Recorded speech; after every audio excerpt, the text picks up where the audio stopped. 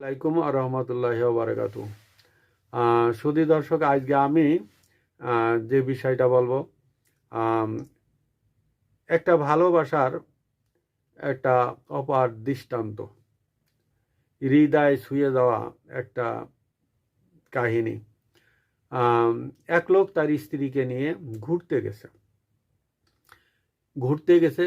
এই ঘটনাটা আছে ভারতের নাগপুরে।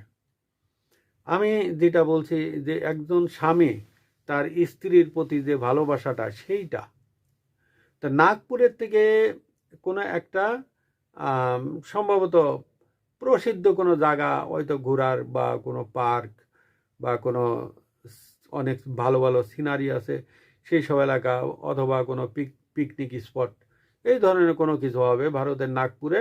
ভারতে তো অনেক ঐতিহাসিক জায়গা আছে, সেখানে হয়তো ঘুরতে গেছে। এখন সেখানে স্ত্রীকে নিয়ে যাওয়ার পথে, যায় ফেরার পথে পথে এসে এক জায়গায় একটা ট্রাক পিছন দিয়ে আঘাত করেছে। আঘাত করার পরে আম, স্ত্রীর নাম আছে গায়শ্রী। গায়শ্রী পড়ে গেছে। পড়ে যাওয়ার পরে ট্রাক তাকে চাপা দিয়ে চলে গেছে।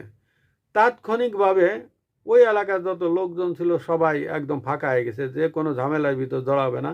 সব জায়গায় মানুষ একটু মানে অন্যরকম। এখন সে অনেক চিৎকার করেছে, অনেক ব্যক্তিকে ডাকিছে, কেউ আসেনি। অনেক গাড়িকে করেছে, হাত উঁচা করেছে, কেউ করেনি তাকে হাসপাতালে নেওয়ার জন্য। পরে এক হিসেবে পরে দেখা, সে নিজেই নিশ্চিত হলো তার স্ত্রী মারা গেছে। তখন এই কথাটা পার্শ্ববর্তী থানায় চলে গেছে। এদিকে সে কোনো উপায়ন্তর না পেয়ে কোনো জায়গাতে রশি সংগ্রহ করে হুন্ডাই গেছিল, সেই হুন্ডাই করে পিছনে বাইন্দে, তার পিঠের সাথে বাইন্দে হুন্ডা চালায় চলে আসছে। তারপরে স্ত্রীকে কিন্তু পথে রেখে আসেনি এবং নিকটস্থ থানায় আনায়নি। স্ত্রীকে কাটাকাটি করবে, তার উপরে অনেক করতে পারে, কাটাকাটি করাই তো একটা অত্যাচারমূলক কাজ।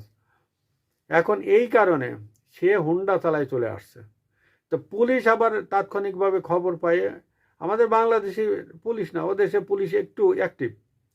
ওখানে আসছে, আইসে তাকে না পেয়ে লোকজনের কাছে কথা শুনে সামনে আগাইছে। সামনে একটা টোল প্লাজা ছিল, সেখানে ফোন দিছে। সে তাৎক্ষণিক টোল প্লাজা অতিক্রম করেছে। পুলিশ তাকে ধাওয়া করে আর একটা থানায়, তার বাড়িতে পর্যন্ত চলে আসছে। আসার পরে পুলিশ এই মানে তখন পুলিশের আন্ডারে নেয়। এবং এখানে তো পুলিশের আন্ডারে নেওয়াটা তো কোনো বিষয় না।